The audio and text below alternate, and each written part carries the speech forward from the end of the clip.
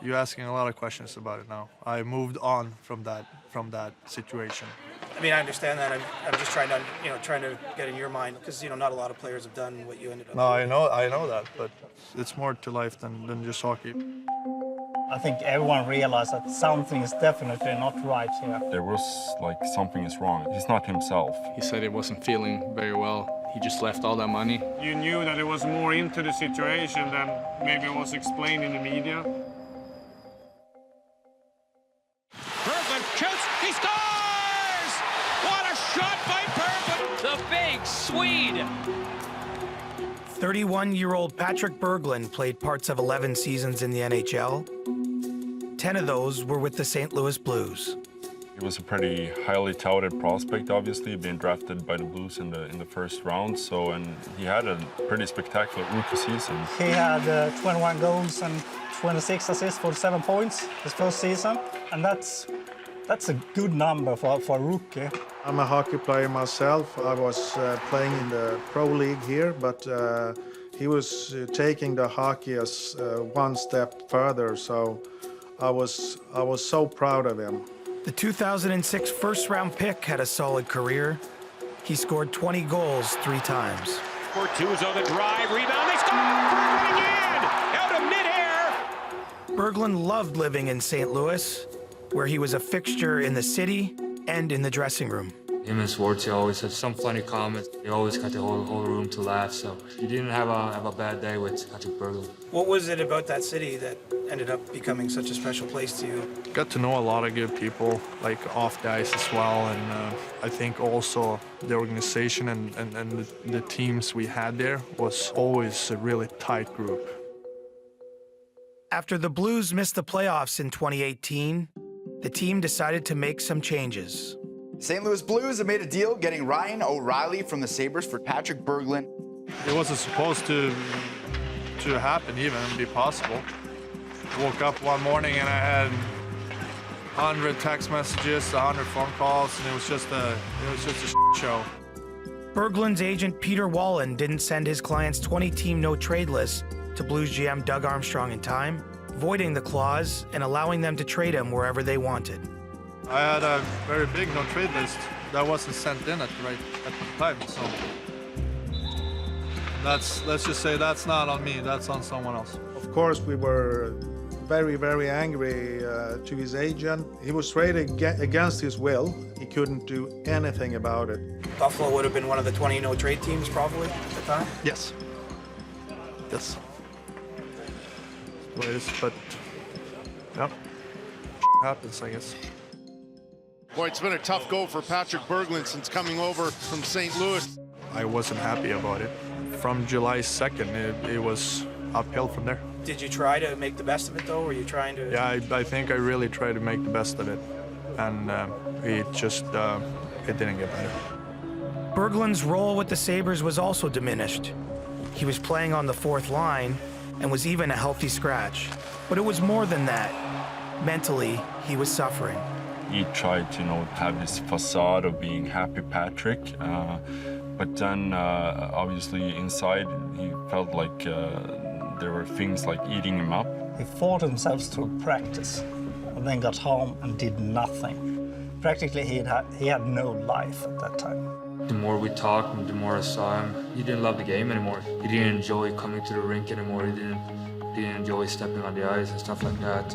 How did you reach the breaking point where you finally decided to leave? It was after a practice. I came out and I was obviously in a really, really bad place at that time, very anxious, and I wanted to call it quits.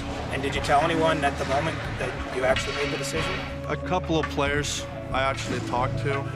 Did anyone try to talk you out of it, or? They were very supportive and understanding. I obviously lost the happiness for the sport.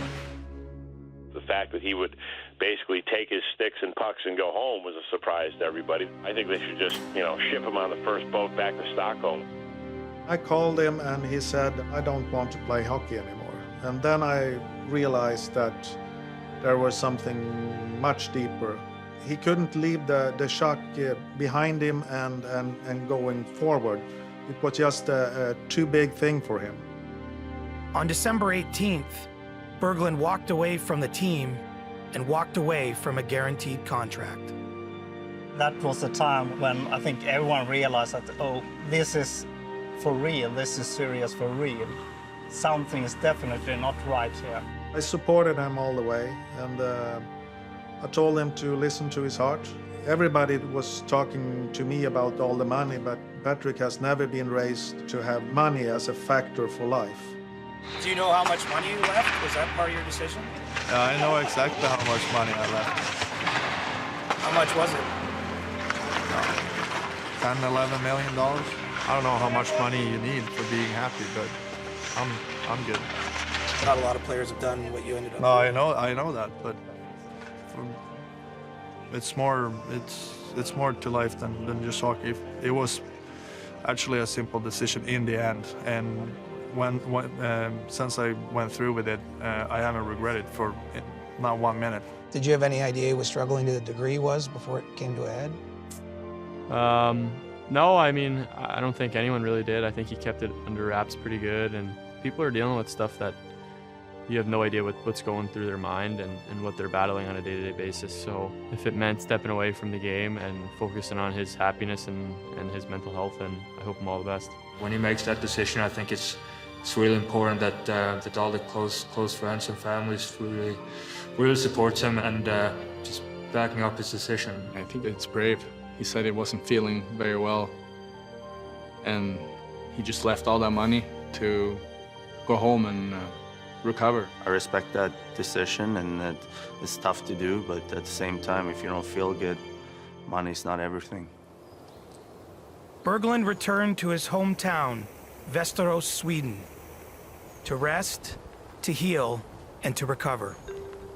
It was really nice to be that relaxed. I didn't have anything to be accountable for at that time, kind of just think about myself and take care of myself. It was really good.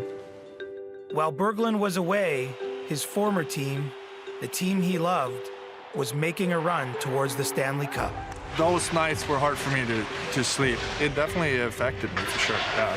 After 52 years, the St. Louis Blues have won the Stanley Cup. Mixed feelings, for sure. It's been my dream since I was drafted to win the Cup with the Blues, and we had some really good teams, but for those players that have been there for as long as I have, and for the organization, and especially the fan base in the city, I'm truly happy because they really deserve it. The only thing that I wish I was there to be a part of it. This summer, after taking 7 months off, and exactly 1 year after being traded, Berglund decided to return to the game he once loved. He told me that I'm not finished with the hockey yet. I'm still hungry, so maybe I will try to play in Sweden, the top league in Sweden, SHL. During this summer, he's starting to I want to play hockey again, and after that, I find out that he want to play for us. It was a good day. After what he went through, would he have the courage or the strength to come back? I think everyone was unsure of that. For him, it's about feeling good as a human being, basically. Like, he went through a lot just to get joy back in life. If he's happy as a person, he will most likely play good hockey. Studsar och det blir ett läge för Strandberg som spelar för Berglund som gör 4-3 i målet. Have you found the happiness again with hockey? Yeah, definitely. It's I'm really excited to be a part of this team and this league now. It's going to be a lot of fun. Do you think we'll see you in the NHL again down the road? Or? I have no idea. No idea. I'm getting older and older now, and I ain't getting any faster, so I don't know. I don't think so. But you never know. Chris Johnston joins me. What a conversation, Chris. And there's obviously more to the story you're telling me in the last 72 hours. Yes, there is, Ron. You know, it's nearly a year later since this has all happened, and the wounds are still quite fresh. And in fact, the agent Peter Wallen has a different version of events for what happened with that voided no-trade clause. We first reached out to him in the early stages of planning for this piece. We've been in touch in recent days, and just after 4 p.m. tonight, he released this statement. And you know, to me, what stands out is the line there near the end, that he requested this list several times, both verbally and in writing. Patrik Berglund did not send that list to me for submission to the Blues. So still, after all this time, there's a difference of opinion about what's happened here. And what about Patrik? Obviously, that's a concerning story. How's he?